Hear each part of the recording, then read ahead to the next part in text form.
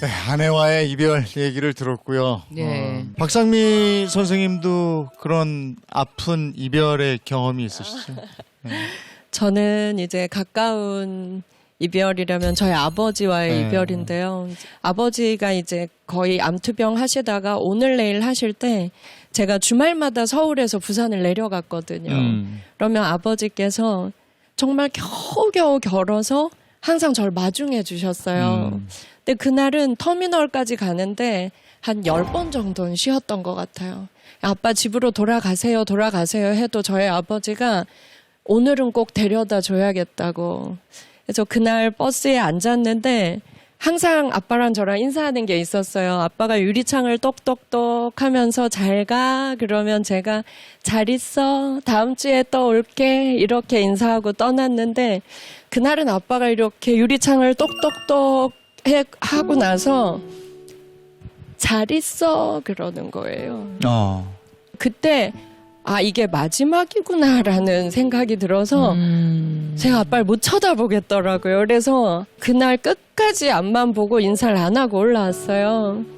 근데 올라와서 이제 제가 들은 소식이 아빠가 저 데려다 주고 돌아가시다가 길에서 쓰러지셨다고. 그리고 누워 계시다가 며칠 뒤에 돌아가셨어요. 그때 잘 있어라고 했던 아빠의 마지막 인사가 참 아빠가 마지막 인사를 해줬구나 고맙기도 하고 제가 아빠한테 인사를 하지 못했다는 게 아주 마음에 남아있기도 합니다. 참 그래요. 부모님하고의 이별은 예견된 거잖아요. 근데 그걸 준비를 하려고 해도 그게 준비가 되는 건 아닌 것 같아요. 이지용 씨네는 좀 어떠세요? 저도 부모님? 그렇죠. 뭐 아버지가 지금 그냥 누워 계시니까 아, 일주일에 한 번씩 주말에 가서 뵙는데 네. 뵐 때마다 야여가는 모습이 참 마음이 아프죠. 그리고 뭘 준비해야 되는지도 모르겠고. 네. 근데 가끔 그러세요. 그 살고자 하는 의지가 그러니까 치매 상태일 때는 대단하세요. 살고 싶어 하세요. 근데 다시 본인으로 돌아오시면 재용아 나 이제 가고 싶다. 이렇게 말씀하시죠. 그러니까 그때 그 상황이 다르죠. 글쎄 그 부모님하고의 그 이별은 준비한다고 되는 건 아닌 것 같아요. 준비한다고 되는 건 아니에요. 아직도 실감이 나진 않습니다. 그냥 건강하게 다시 일어나실 것 같고 막 그런 생각이 들기 때문에.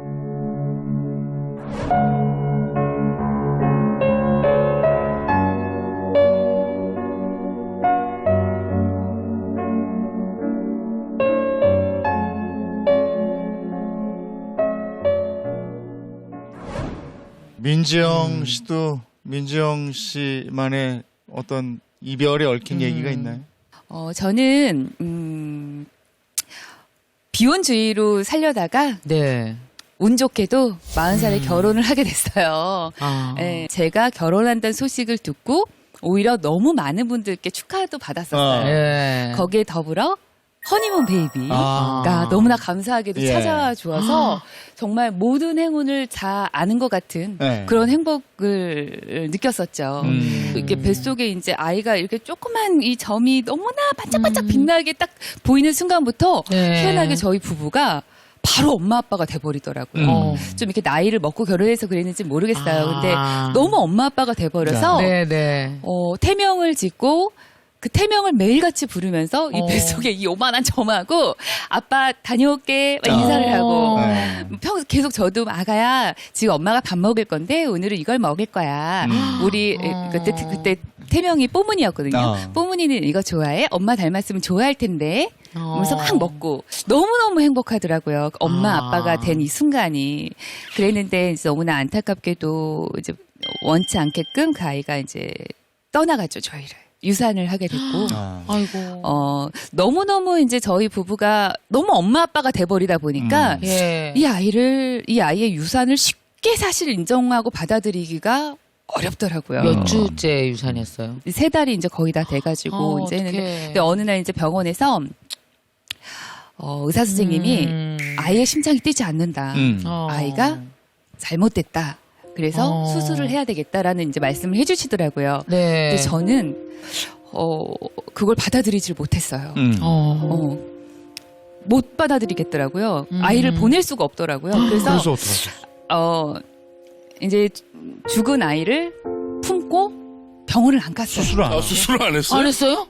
왜냐면 자고 일어나면 이 아이가 다시 살고 심장이 뛸 것 같고. 심장이 건강하게 뛸 것 같고 내가 조금만 더 기다리면 이 아이가 다시 살아날 것 같고 이렇게 쉽게 이 아이를 포기했다가 이게 정말로 내가 이 아이를 보내버리는 게 돼버리면 어떡하나 싶어서 너무 무섭기도 하고 그래서 거부를 했었고 계속 품고 있었어요.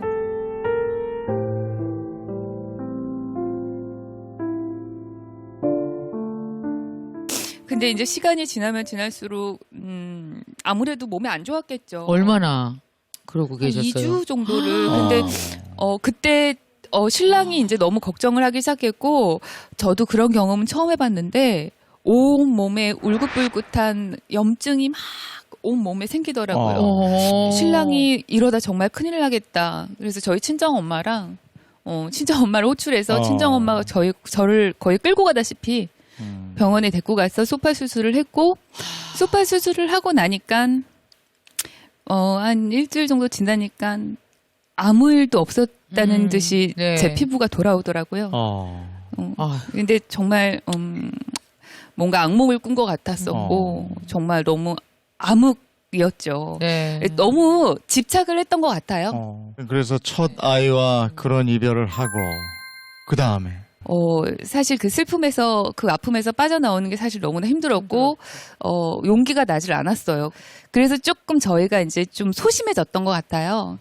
용기를 쉽게 낼 수가 없었죠. 그렇게 1년 반 정도의 시간이 흘렀고 이렇게 더 이상은 늦추면 안 되겠다. 우리 뽀문이가 화날 것 같다.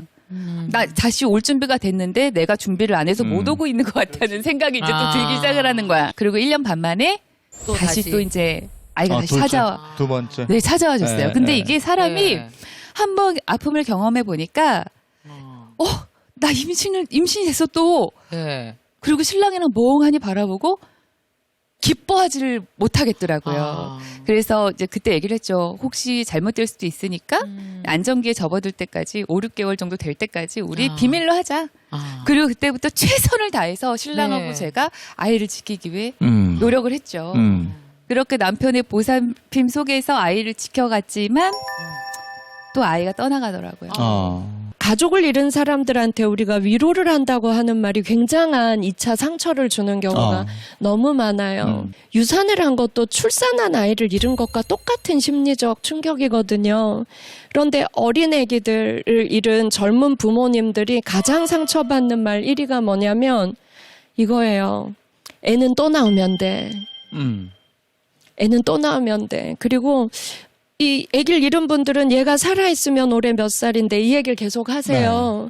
근데 정말 좋은 위로는 뭐냐면 죽은 아이 나이 세기를 함께 해주는 거예요. 들어주고 그래 그랬겠다. 예, 손 잡아주고 우리가 가족을 잃은 사람을 위로할 때는 어떤 말을 섭불리 하지 말고 그러네요. 그냥 안아주고 들어주고 네. 체온의 위로만이 진정한 위로입니다. 그래서 진짜. 네. 오늘 이 방송 나가고 같아요. 나면 우리 지영 씨 위로할 사람들 되게 많을 것 같은데 말로 위로하지 말고 그냥 들어주고 안아줬으면 좋겠어요.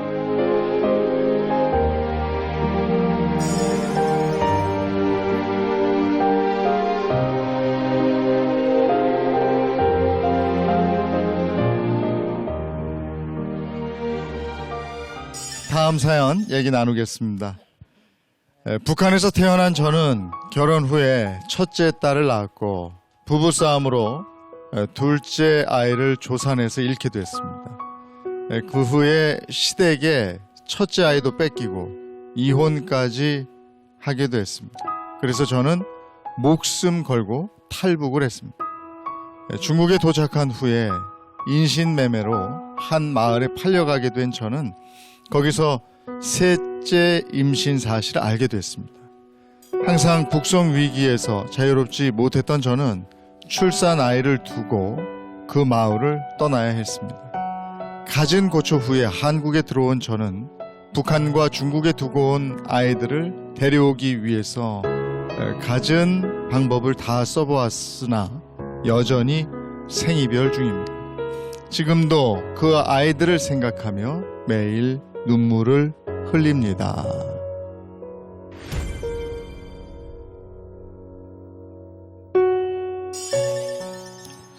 네, 안녕하세요. 저는 탈북 요군 장교 김정아라고 하고요. 경기도에서 온 45살입니다. 북한군 장교 출신이라고 말씀을 하셨어요. 근데 그 군 생활을 하면서 장교도 됐고 그 과정에서 또 결혼도 하시고. 그 전 예. 남편을 만나는 거죠? 같은 부대 안에 경비소대 부소대장하고 사내 연애를 하게 됐고 네. 그분하고 결혼을 하고 정말 평안남도까지 낯설은 농촌까지 제가 가게 됐죠. 근데 그런 결혼 과정이 네. 해피하게 끝나야 되는데 네. 해피하게 끝나지 못하고 어떠셨어요? 첫째 딸을 출산을 했고 첫째 딸 출산한 다음에 둘째 아들을 또 임신했는데 네. 아들이 임신된 지 7개월 만에 그 네. 농촌이라는 걸 제가 처음 겪다나니까 생활고가 상당히 저희가 심했댔습니다. 생활고가 심해지면서 남편하고 식량 문제 때문에 부부 싸움을 한 번은 하게 됐는데 그 부부 네. 싸움을 하던 과정에 임신 7개월이 된 저를 남편이 구타를 하는 사태가 발생이 됐어요. 근데 아이고. 그 사건으로 해서 결국 제가 조산을 하게 됐고 애 손발이고 온 얼굴이고 다 새파랗게 식어 들어가면서 차지더라고요. 네. 그래서 그 아이를 살려보겠다고 군병원, 덧병원 해서 심지어 평양 산원까지 올라가 봤지만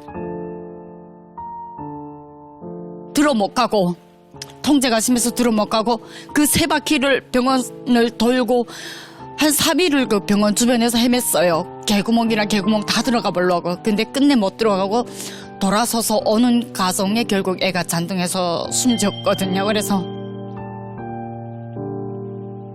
한 2월 말에 애가 죽었는데 거진 길바닥 강가 옆에서 그저 맨손으로 그 얼음을 파가지고 애를 강변에 묻고 그냥 돌로 이렇게 묻어놓고 그때부터 내 정신이 아니더라고요.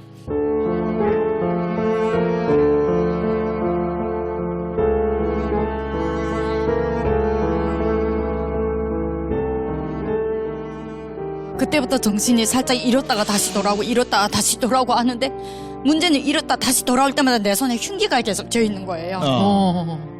남편 때문에 아이가 죽었다는 생각에 내가 계속 남편을 죽이려고 하는 내 이 가슴 속에 분노가 계속 올라오는 거예요.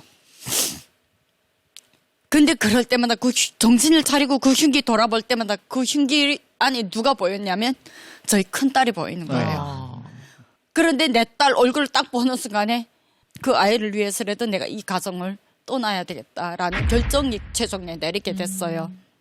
근데 그 결정이 내린 후에 결국은 이 아이를 데리고 떠나고 싶은 거잖아요. 근데 그 시아버지가 걔를 놓고 걔 끌어안고 네 혼자 가라고 나 죽이고 얘 데리고 가라고 데리고 가겠으면 그러면서 마지막에 가장 아픈 말을 저한테 뭐라고 남겼냐면 너 부모 없잖아. 너 고아잖아. 네 차마 친정이라도 있다면 우리가 아들 그 죽은 문제 때문에 할 소리가 없어서 내주겠는데 네 친정이 없잖아. 고아잖아. 얘 데리고 네 어쩔 건데. 그 말에 제가 무너지더라고요. 뿌리를 모르는 나한테 내 자식까지 뿌리 모르는 아이로 두고 싶지는 않았어요. 결국은 제가 그 아이를 포기하고 떠나게 된 거죠.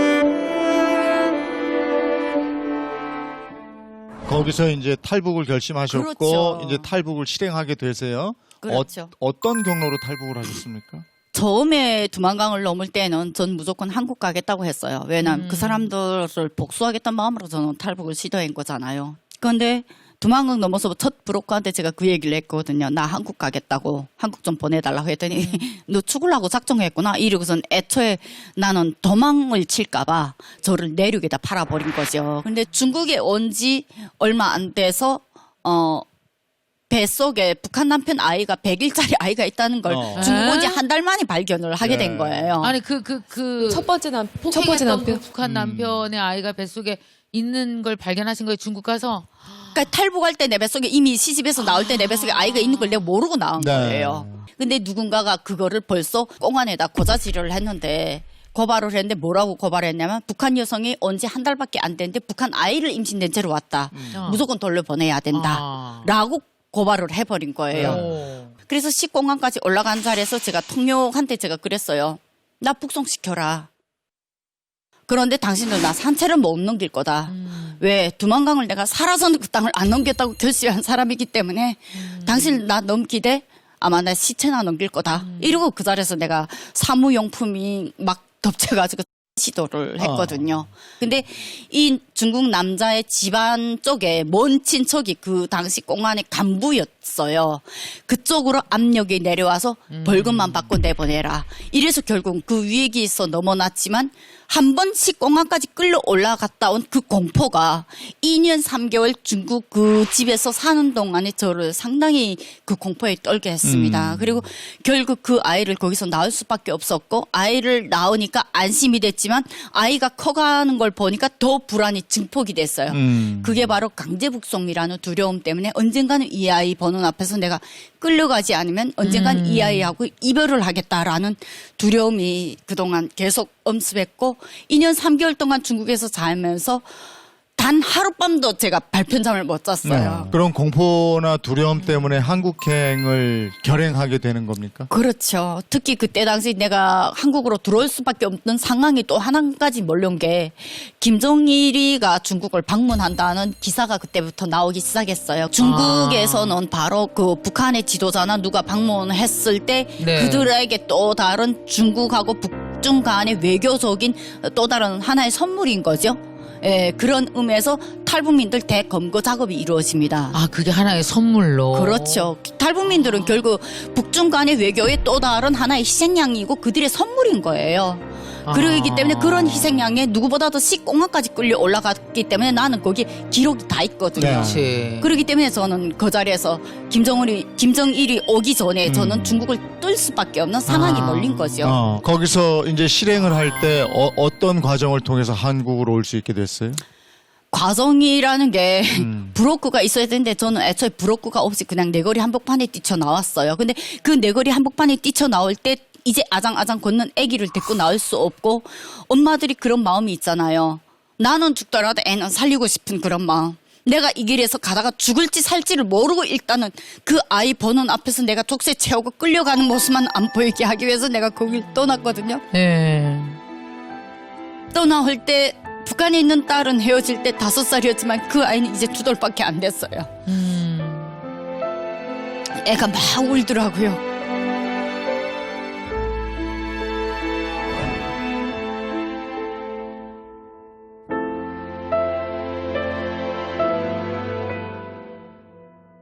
그래서 떠나오는 마지막 장문의 모습을 보면서 미안하지만 내가 지금 이 선택을 하지 않으면 내가 너하고 영원히 못 만나는 시기가 언젠가는 올 거다. 그걸 맡겨서 내가 떠나면서 한국인들이 가장 많은 중국의 청도를 제가 먼저 들어갔고 그 시내에서 정말 길거리에 5만 가지 사람들을 다 붙잡고 한국말 하는 사람이면 다 붙잡고 저 한국 가게 좀 도와주세요.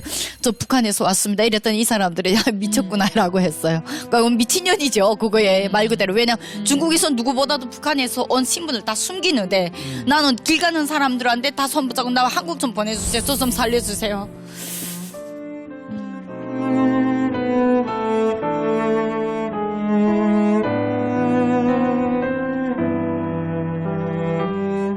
그러던 과정에 결국 한국분 한 분 만났고 그분을 통해서 교회로 해서 제가 결국 한국 대사관을 통해서 이렇게 비행기로 대한민국에 오게 됐습니다.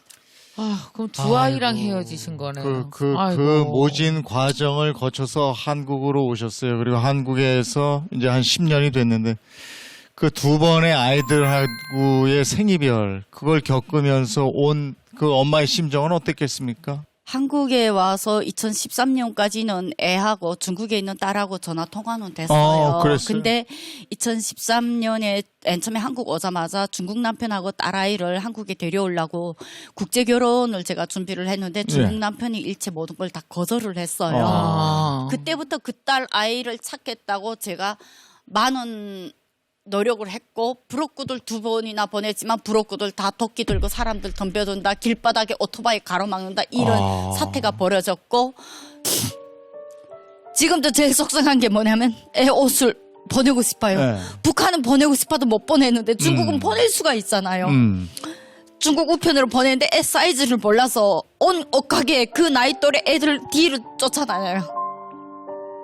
한 번은 우리 중국 딸이 7살 때쯤이니까 7살짜리 아이 옷을 살라고 그 뒤를 쫓아다니는데 그 한국 엄마가 내가 쫓아다니까 스토커인 줄 알고 놀려가지고 뭐하는 짓이냐고 이러고 저를 콱 밀치는 거예요.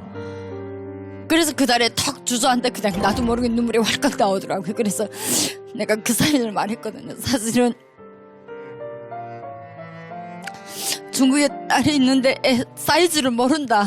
못 만난 지가 이렇게 됐기 때문에 옷을 사보내고 싶은데 7살인데 지금 옷 사이즈를 몰라서 7살짜리 여자애들은 어떤 옷 사이즈를 입는지 몰라서 내가 쫓아다녔다. 그랬더니 그분이 미안하다고 그러면서 다시 옷 사이즈를 알려주고,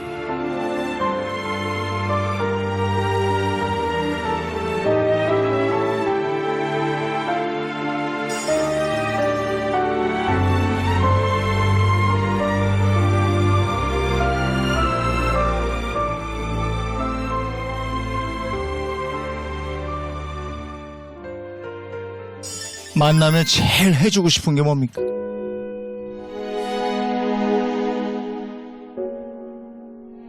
내 손으로 밥 한 끼 먹이고 싶어요. 네. 아이고 진짜 근데 네. 그런 것 같아요. 엄마가 포기하지만 않으면 그 어떤 그 인연과 운명으로 만난 아이들이 다 나한테 나중엔 결국 오는 것 같아요. 왜냐하면은 왜 15살이 엄마는 그렇게 간절하지만 15살은 그 시간은 엄마랑 똑같이 생각할 수 없는 시간이 있거든요. 맞아요. 오해하고 그럴 때가 있어요. 엄마를 미워하고. 엄마 인생을 담을 수가 없는 거예요. 너무 아이가 어리잖아요. 근데 아이가 나중에 나이가 들어서 그 엄마의 모진 인생, 그 파란만장한, 그야말로 세상에 파란만장 이런 파란만장이 어디 있어요? 그 엄마의 인생을 담을 수가 있는 시간이 오면 그때는 아이와 다시 반드시 연결될 테니까 엄마가 건강하게 지치지 말고 살아가시면 만날 것 같아요. 저도 이제 유산이지만 아이를 네. 2번을 잃었었던 마음이 있기 때문에 사연 들으면서 정말 가슴이 너무 찢어지고 생이별을 한다는 게 참 엄마로서 하기 너무나 힘들었을 것 같은데 아이를 위해서 또 그걸 선택할 수밖에 없었던 그 마음이 얼마나 힘들었을까. 감히 뭐 상상도 못하겠어요, 사실.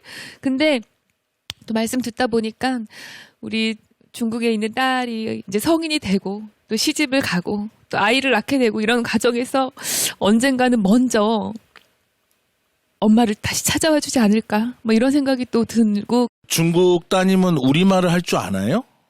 몰라요. 모르겠죠. 정말. 그러면 오늘 파란만장한 것 좀 중국 자막을 넣어서 좀 보내면 좋겠다.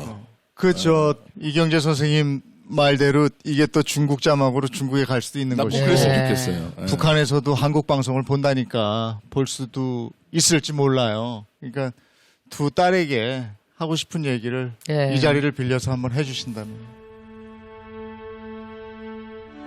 엄마 미워하더라도 그 미워하는 마음에 내가 힘들지 않길 바라고, 꼭 건강하고 잘 커서 언젠가는 미워하는 마음이라도 전하고 싶다면 엄마를 꼭 만나길 바라요.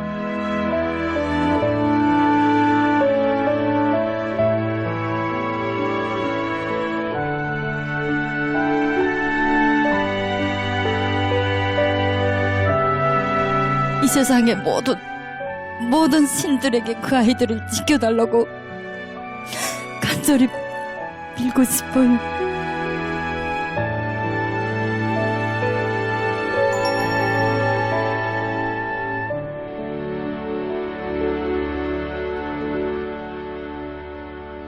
두 딸과의 이별이 제발 생이별이 아니고 그게 만남으로 이어지기를 우리 파란만장 모든 사람들 같이 기원하겠습니다. 꼭 만나시길 빌고요. 한국에서의 삶도 행복하시길 기원하겠습니다. 오늘 나와주셔서 고맙습니다.